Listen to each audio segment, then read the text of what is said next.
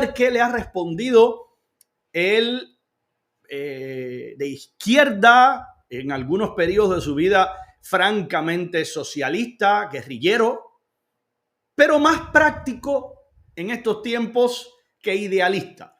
Usted sabe que la juventud, y sobre todo la primera época de juventud, suele ser para idealizar las causas y demás, y después cuando va avanzando el tiempo, usted se va volviendo, en caso de que suceda lo normal, ¿no? Usted se va volviendo más pragmático en la vida. Tienes que pasar por todas las fases. Ojalá sea ese el caso, ¿no? Pero bueno, yo creo que también en la política sucede igual. Algunos no regresan igual. O algunos cuando llegan a la política y comienzan a ver el ajedrez, donde cada ficha tiene su rol y tiene su escaque en particular y tiene que jugar una función determinada, te das cuenta de que no necesariamente la afinidad ideológica es lo que más te favorece, sino el espíritu pragmático. Y yo creo genuinamente que es eso lo que está ocurriendo con toda esta tormenta que se ha creado entre Venezuela, Nicaragua, Colombia, Brasil, bueno, Chile descartado como aliado a pesar de que el presidente Boric es de izquierda, pero es esa izquierda democrática, es esa izquierda decente con la que usted puede simpatizar o no, usted no tiene ninguna obligación de simpatizar con las propuestas que tenga un presidente como Gabriel Boric, pero no le puede llamar dictador. O sea, hay una diferencia. Si usted le llama dictador a Gabriel Boric o si usted le llama comunista directamente, bueno, ¿qué le dice usted a Ortega? ¿Qué le dice usted a Maduro? ¿Qué le dice usted a Canel, Raúl Castro y compañía? ¿No? De hecho, el primero en posicionarse, siempre lo voy a seguir recordando, primero en posicionarse minutos después del comunicado del CNE de Venezuela diciendo no reconocemos esto es fraude y para aparte siendo al pecho fue precisamente Gabriel Boric, ¿no? Algo que siempre hay que agradecer. Hay una diferencia. O sea, no puedo contar con estos de izquierda, pero los que parecían ser nuestros aliados, los que estaban tratando de nadar en las dos aguas, tampoco lo están siendo. Y sobre todo, esta ruptura de Daniel Ortega con Lula tiene efectos, ¿no?, en la geopolítica y desequilibra las fuerzas y pronunciamientos de un lado y pronunciamientos del otro. Vamos a ver qué le ha respondido en las últimas horas precisamente el presidente de izquierda, insisto una vez más, Gustavo Petro, al dictador Daniel Ortega después de haberlo llamado directamente arrastrado del imperio. El presidente de Colombia, Gustavo Petro, reaccionó a los insultos de Daniel Ortega en contra de él y del presidente brasileño Luis Ignacio Lula da Silva, a quienes tildó de arrastrados por poner en duda los resultados del Consejo Nacional Electoral venezolano. Aquí aparece mi madre a hacer una precisión. En efecto, no estaba yo tan equivocado con respecto a los tiempos, ¿no? Dice mi madre, trabajé en la filial de Ciencias Médicas 7 años y en la Escuela de Idiomas 20 años. Yo creo que más claro es imposible, ¿no? Un beso para mi querida madre. Que designaron a Nicolás Maduro como ganador de los comicios presidenciales del pasado 28 de julio. En su cuenta de la red social X, Petro aseguró que Ortega los llamó arrastrados por querer una solución negociada, pacífica y democrática en Venezuela, y le respondió al dictador nicaragüense diciendo: al menos yo no arrastro los derechos humanos del pueblo. Muy interesante esto, ¿no? Muy interesante. O sea, esta ya sí es una declaración bastante frontal.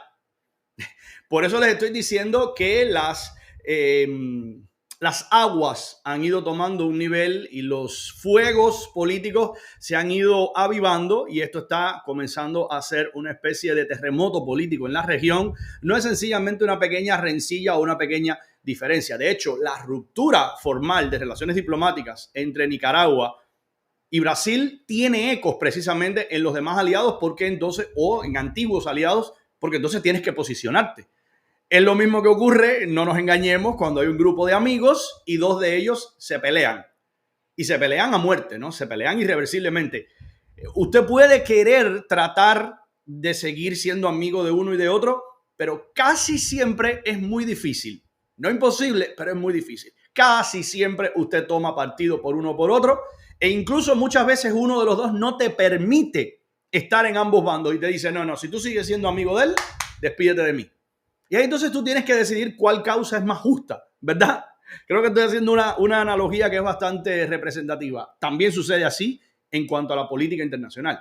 Entonces ya Petro decirle, al menos no arrastro los derechos humanos del pueblo, decirle eso directamente a Daniel Ortega, me parece bastante relevante. Durante su intervención en la cumbre extraordinaria de jefes de Estado del ALBA, realizada este lunes 26 de agosto de 2024, Ortega señaló a los gobernantes de izquierda Gustavo Petro y Lula da Silva de competir por ser el representante de los Estados Unidos en América Latina.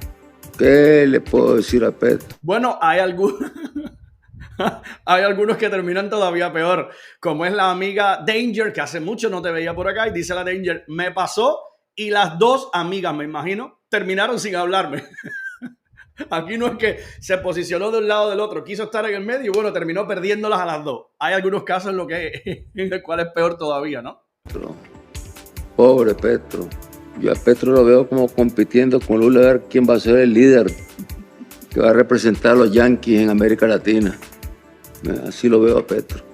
Días atrás, Petro y Lula exhortaron una vez más al régimen chavista a divulgar las actas electorales del pasado 28 de julio, a lo que la dictadura venezolana se niega a publicar. Ambos países advirtieron en un comunicado conjunto que siguen convencidos de que la credibilidad del proceso electoral solo podrá restablecerse mediante la publicación transparente de datos desglosados y verificables. Sin embargo, la opositora Plataforma Unitaria reunió y publicó más del 80% de las actas, que confirman el triunfo apabullante del candidato Edmundo González con el 67% de los votos. Ortega llamó a Petro y a Lula arrastrados y le exigió respeto al presidente brasileño por haberlo llamado dictador durante una entrevista. Todos deberíamos ahora mismo amasarle los hombros a Daniel Ortega. Sí, no bajes el tono, tú eres el mío. Dale, como se le hace a los boxeadores, ¿verdad? Dale, que eso es lo que está, que te respeten, carajo. Estos van a venir aquí a esto. Y yo haría también lo mismo con AMLO, ¿eh?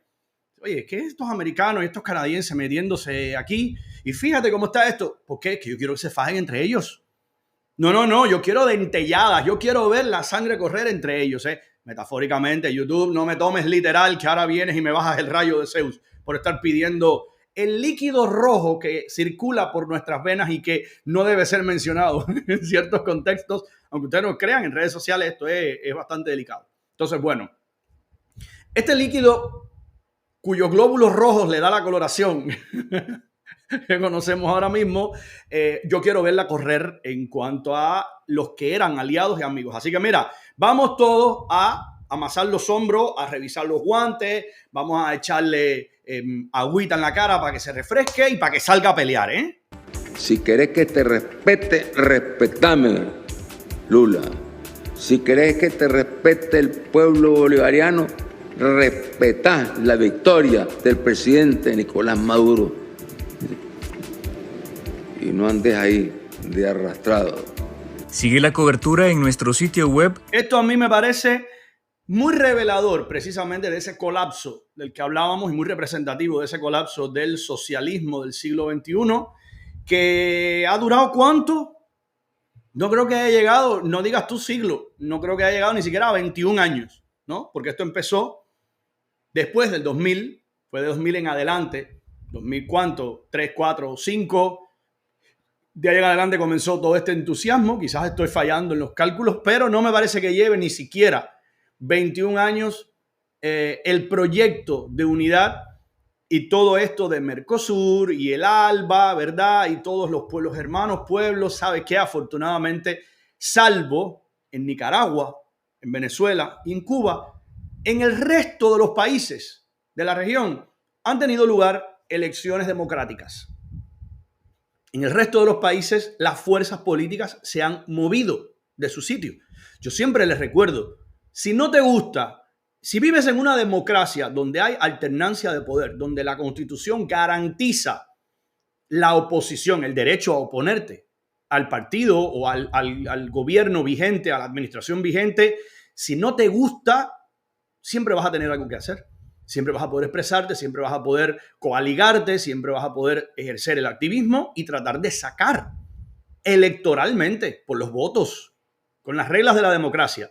La diferencia es que en el resto de estos países donde lo que acabo de mencionar y de donde venimos muchos de nosotros, no hay ninguna alternancia de poder y es lo que está pinta para cuánto, ellos mismos te lo han dicho, ¿verdad? Para 62,000 milenios. Esa sería la aspiración de todos ellos. Entonces todo este proyecto se ha ido desmoronando, ha sido un castillo de naipes. que estaba sostenido desde el petróleo de Hugo Chávez, petróleo e influencia política de Hugo Chávez, y además la influencia de los servicios de inteligencia cubanos. Esos eran los dos grandes pilares sobre los cuales se sostenía todo este proyecto. Se han ido desmoronando ambos bandos, ¿verdad? La Venezuela productora de petróleo se ha sentido, desde luego, gravemente las sanciones implementadas en contra de ellos.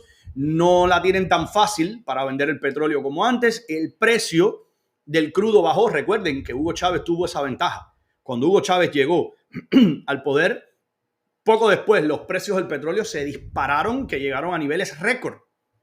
Entonces, cada barrilito de petróleo que se extraía y que se refinaba o que se extraía directamente de las brutalmente enormes reservas petrolíferas que tienen, y no solo de petróleo, pero bueno, estamos hablando del petróleo. Cada barrilito que extraían costaba una barbaridad de dinero, ¿no? O sea, comenzaron a hacerse fortunas.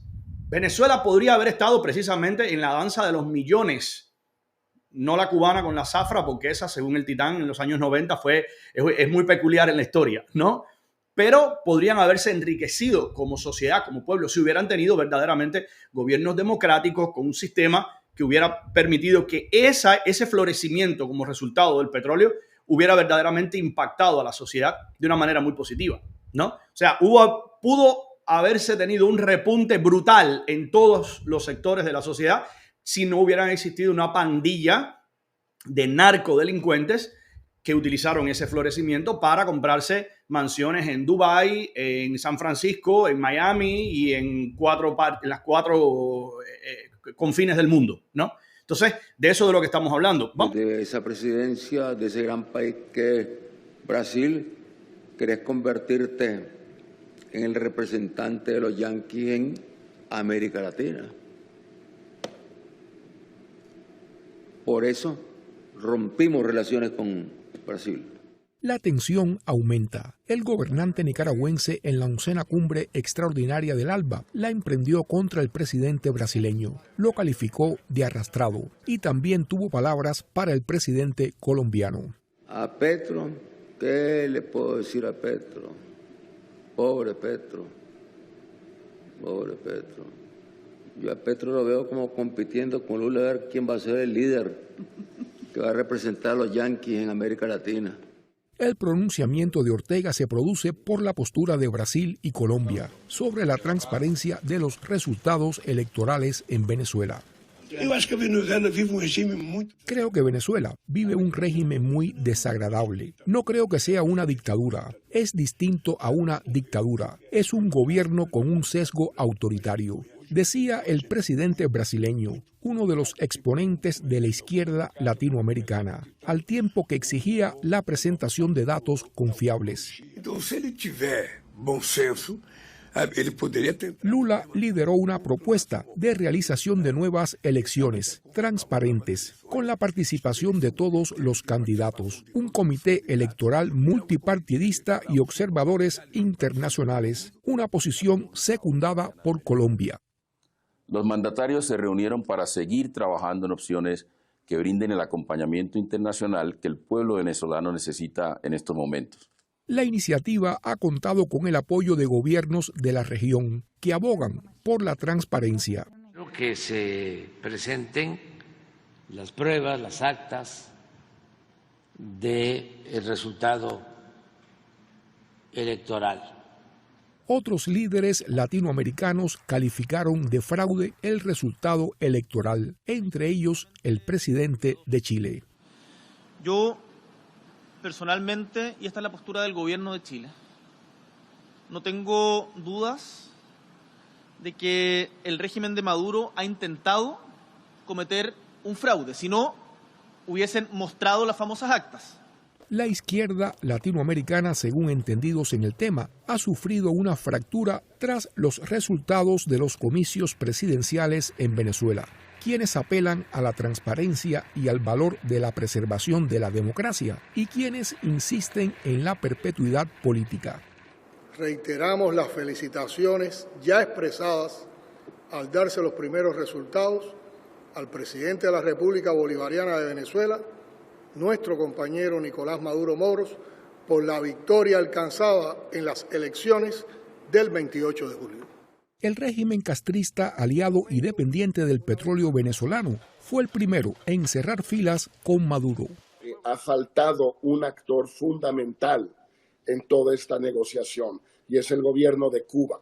Entrevistado por el periodista nicaragüense Carlos Fernando Chamorro, director de Confidencial, el ex canciller mexicano Jorge Castañeda sostuvo que La Habana es el único gobierno que realmente tiene influencia sobre Maduro. Mientras estén los cubanos en Venezuela constituyendo los anillos de seguridad y de inteligencia del gobierno de Maduro, no va a haber una grieta, no va a haber una división en las Fuerzas Armadas, que es la única posibilidad de un cambio interno en Venezuela que diera lugar a una salida democrática. Maduro y su régimen continúan inamovibles, con menos aliados regionales y mundiales, ganando tiempo para, según sus críticos, consumar el fraude electoral.